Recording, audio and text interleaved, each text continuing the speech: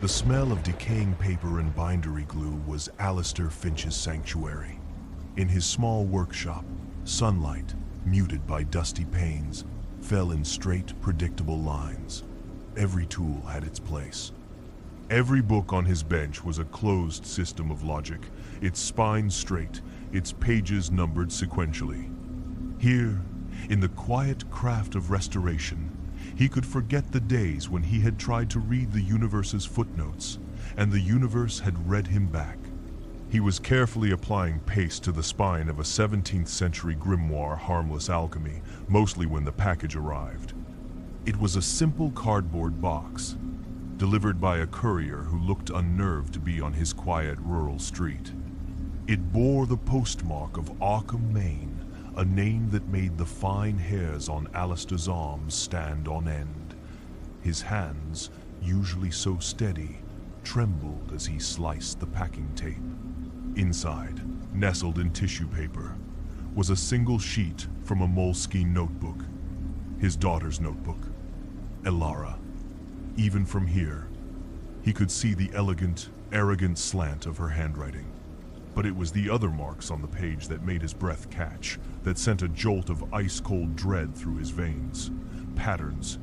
They swirled across the page, not drawn in ink, but seemingly etched times into the very fibers of the paper, shimmering with a faint, oily iridescence. They were geometric yet fluid, an impossible lattice of angles that refused to resolve into a coherent shape.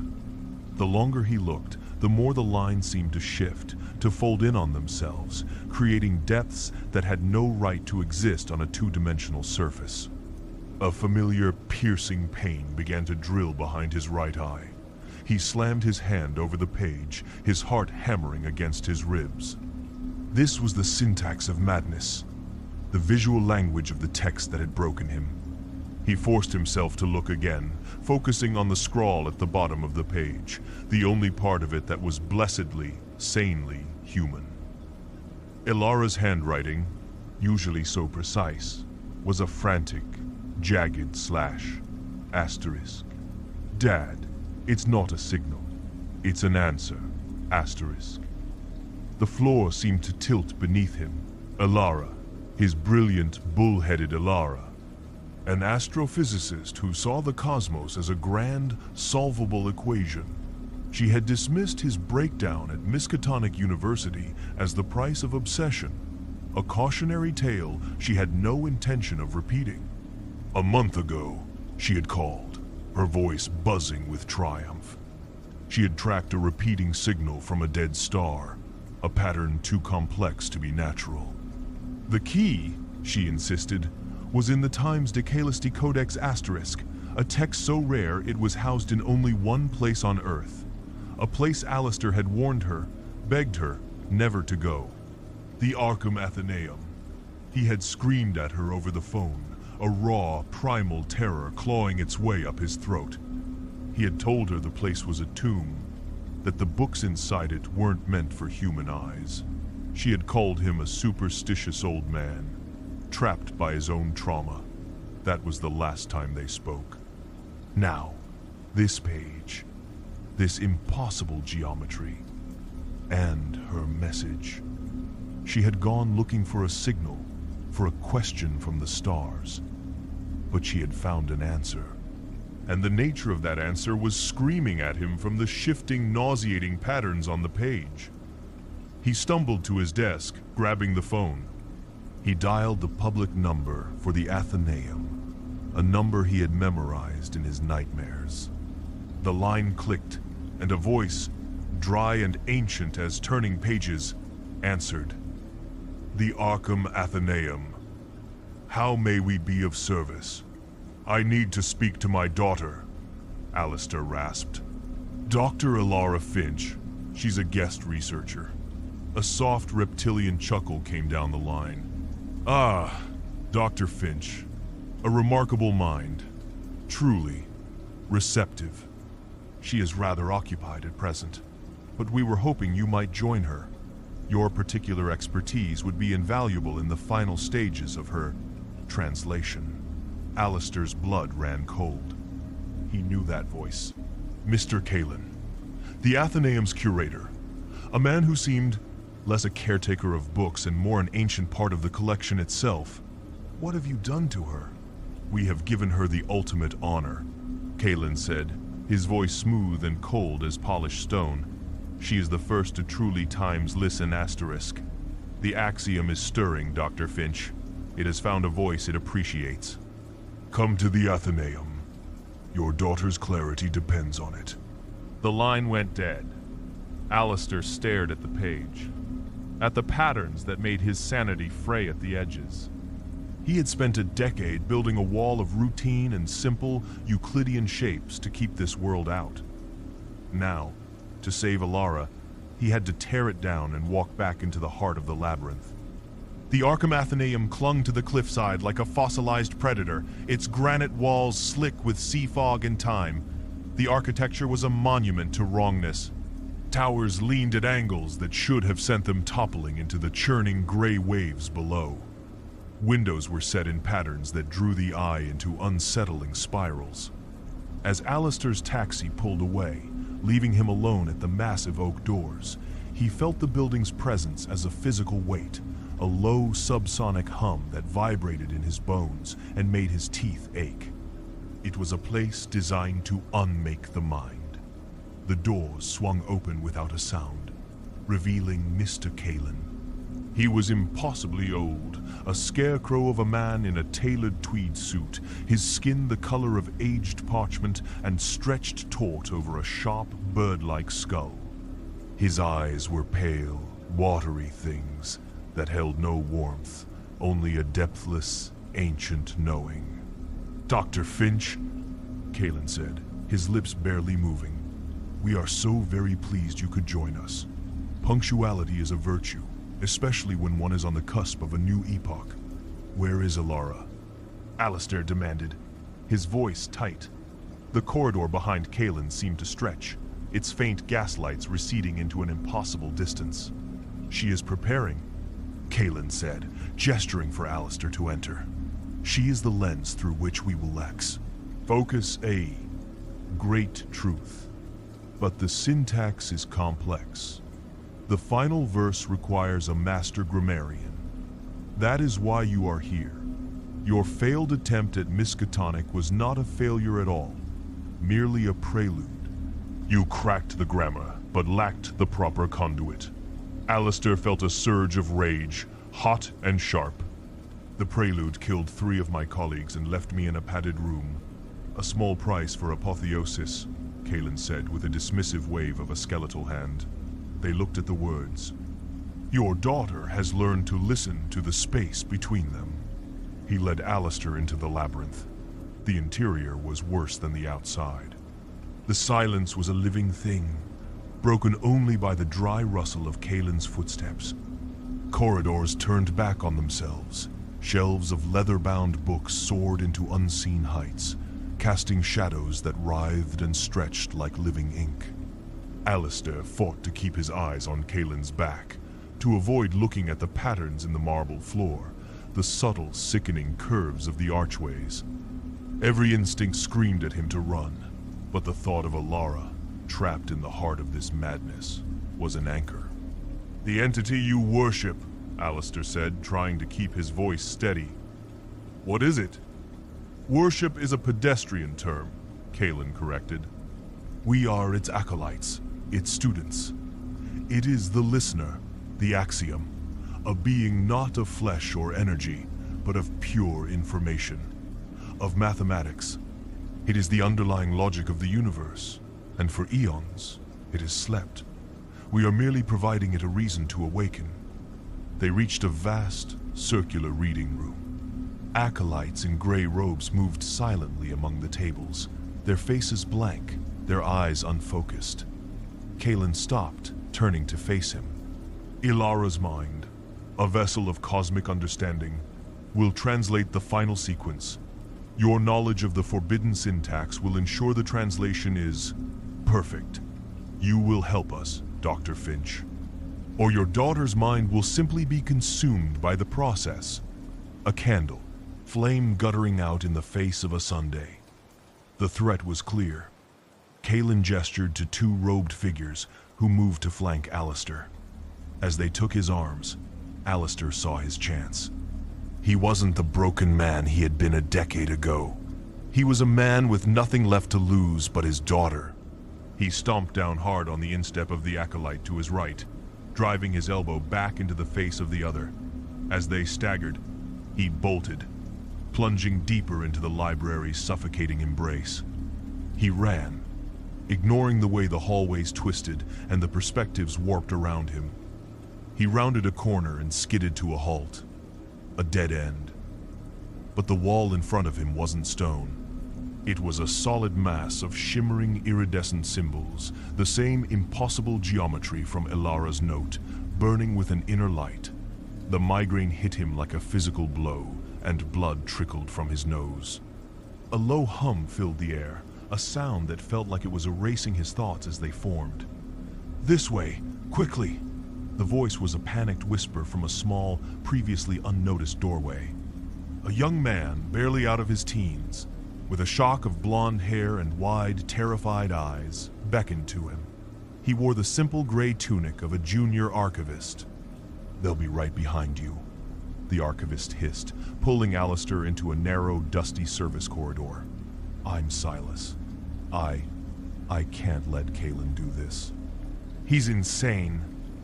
Alistair leaned against the cool stone, his head throbbing, the afterimage of the symbols seared onto his retinas.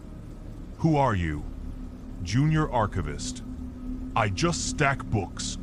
"Or I did," Silas said, wringing his hands. "I saw what they did to the others who tried to access the codex. Kalen thinks he's a prophet. He's a monster.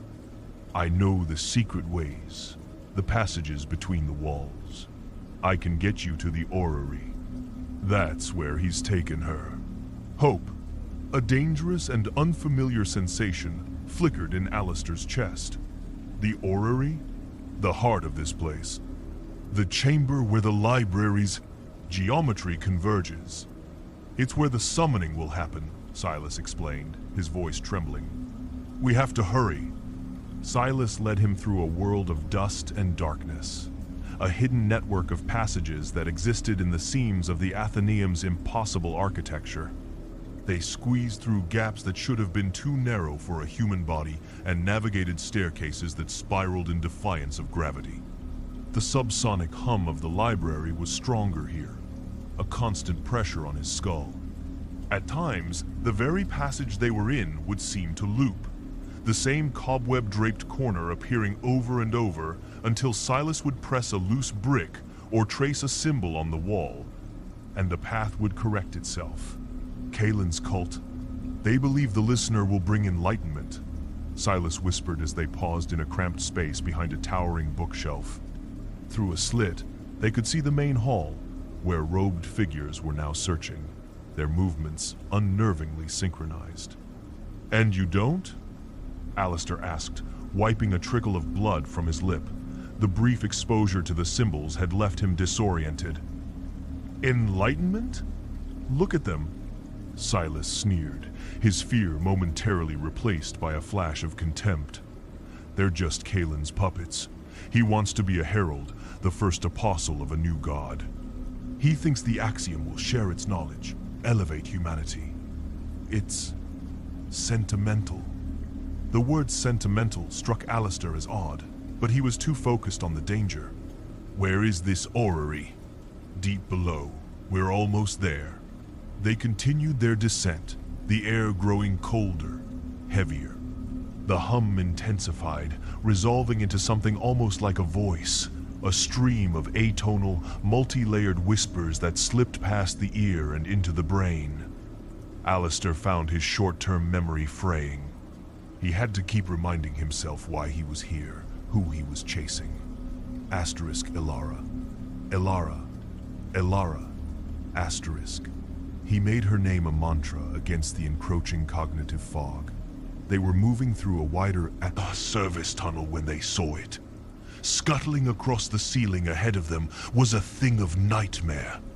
It was man-sized, with a multi-jointed insect-like gait, but it was made entirely of compressed pages, scraps of leather bindings, and rivers of dried ink. Its limbs crackled as it moved, the sound of 1,000 pages turning at once. It had no head, only a swirling vortex of symbols where its face should be. A vortex that seemed to pull the light from the corridor into it. The librarian. Silas breathed, his eyes wide with something that looked less like terror and more like awe. An avatar, a localized manifestation. It's drawn to cognitive dissonance, order where there should be chaos. The thing paused, its vortex face turning towards them.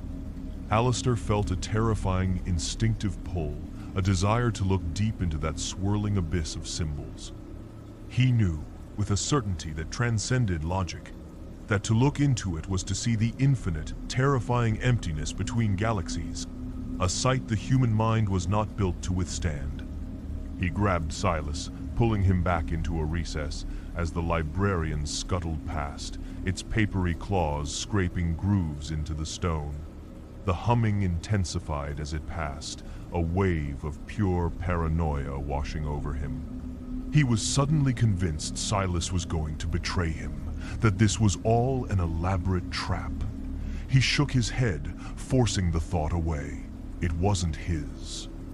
It was the creature's influence, a psychic toxin. Close, Silas whispered, his face pale, but with a strange, feverish glitter in his eyes. The Ori is just through here.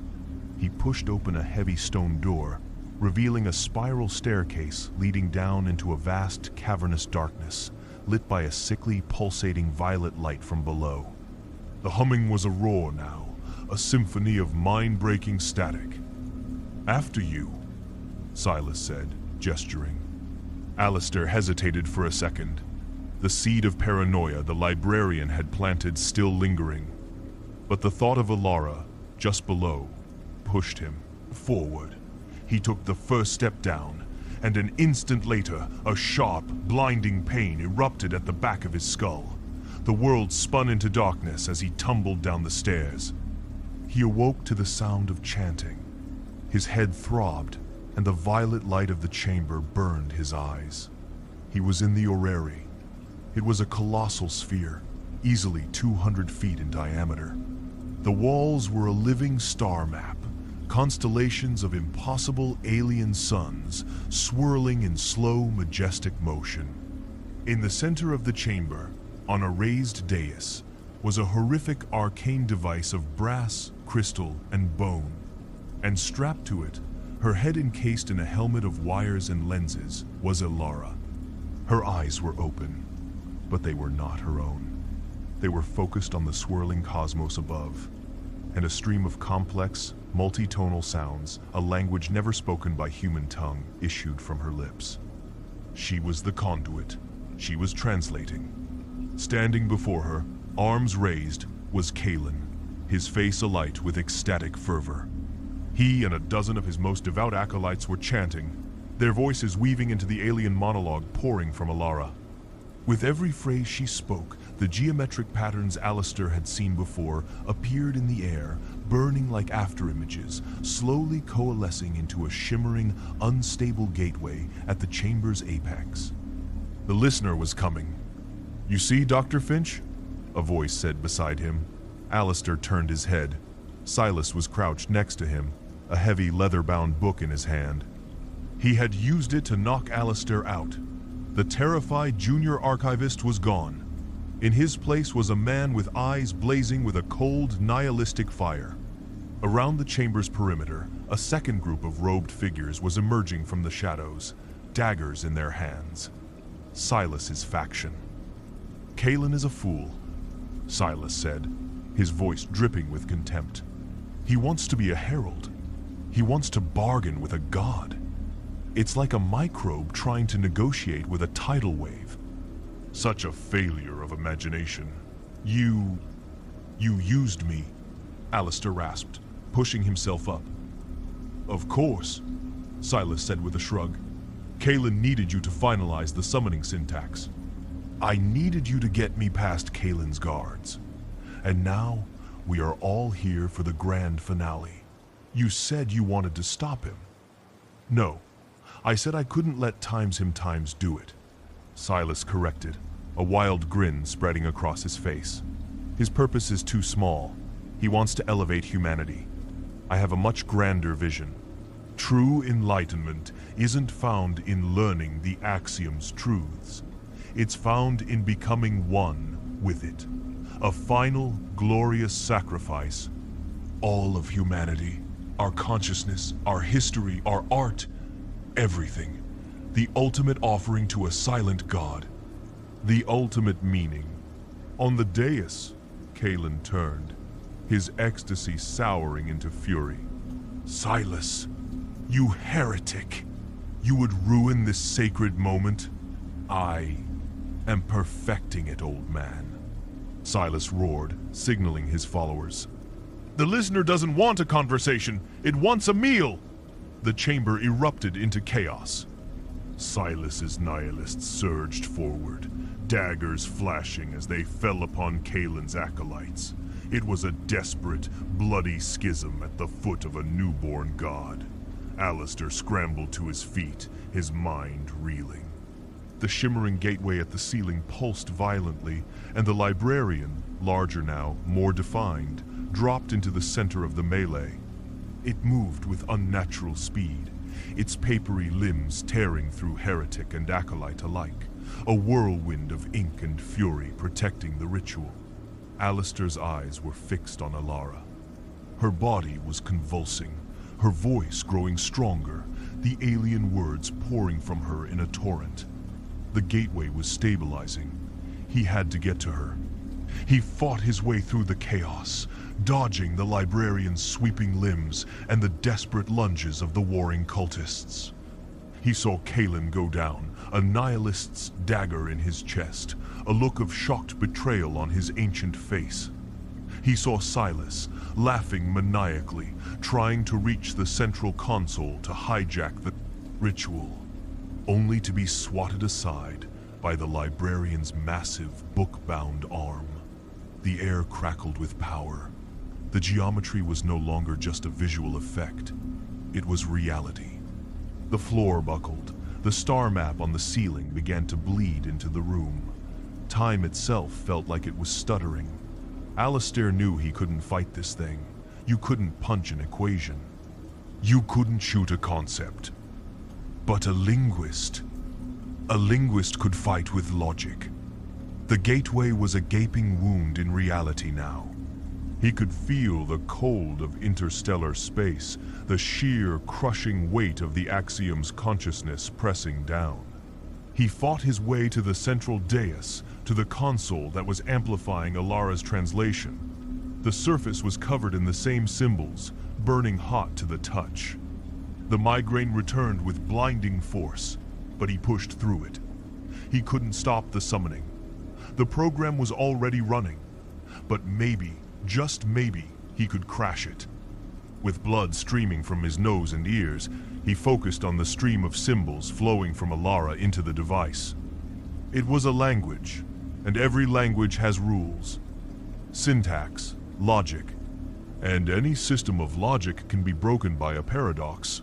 He had spent years studying the structure of this cosmic grammar. He knew its loopholes. Ignoring the searing pain, he placed his hands on the console. The symbols writhed under his touch, trying to invade his mind. He focused, dredging up all his broken, forbidden knowledge. He wasn't deleting the code, he was adding a single line. A new command, a statement that was grammatically perfect but cosmically impossible. He found the core clause, the command, defining the entity itself. And to it, he appended his own phrase, his weapon of pure semantics. Asterisk, the being that knows all truths must learn a new one. Asterisk. For a breathtaking instant, nothing happened. The chaos continued to rage. Alara screamed, her voice a conduit for a billion alien stars. Then the listener stopped. The roaring hum in the chamber cut out into an absolute deafening silence. The shimmering gateway froze. The librarian halted mid-swipe, its form flickering. The living constellations on the wall shuddered to a standstill. The entity, a being of pure, unassailable logic, had encountered a statement it could not process. To know all truths is a static, perfect state. To learn a new one requires imperfection and admission of incompleteness. It could not be both omniscient and capable of learning. The paradox was absolute. The god was caught in an infinite internal loop. The program had crashed. The silence was broken by a soundless implosion. The gateway did not close. It collapsed inward, pulling reality with it. A wave of non-space, of absolute nothingness, radiated from the apex of the chamber. Silas, reaching for the console again, simply vanished, his atoms unwritten from existence. The librarian dissolved into a cloud of meaningless symbols that winked out one by one. The remaining cultists were erased, their desperate cries swallowed by the silent void. Alistair threw himself over Alara, shielding her with his body as the wave of uncreation washed over the dais. He felt a wrenching, tearing sensation, as if his very being was being stretched thin across an infinite distance, and then snap, the orrery was gone. They were in a simple, rough-hewn stone cavern. The impossible architecture of the Athenaeum was breaking down, its non-Euclidean framework snapping back to the dull, predictable laws of mundane physics. The entire cliffside structure groaned around them, the sound of tearing stone and splintering wood echoing from above. He ripped the helmet from Alara's head. Her eyes were wide with a terror that saw things far beyond the crumbling room. He pulled her from the wreckage of the machine and half-dragged, half-carried her up the collapsing spiral stairs, back into the world of right angles and solid ground. They burst out of the Athenaeum's main doors just as the sun was, beginning to rise, painting the fog-shrouded horizon in pale shades of gray and pink. Behind them, with a final soul-shaking groan, the ancient library slid from its perch on the cliff, tumbling into the churning Atlantic in a cascade of granite and forbidden knowledge. They stood on the cliff's edge, shivering in the dawn air. Alara's mind was scarred, her gaze distant, but she was alive. She was sane. Alistair held his daughter, his entire body aching, his mind a ruin of after-images and psychic echoes. He hadn't defeated a god. He hadn't saved the world. He had just found a bug in the system and forced a reboot. And for now, in the quiet, logical light of a new day, that was enough.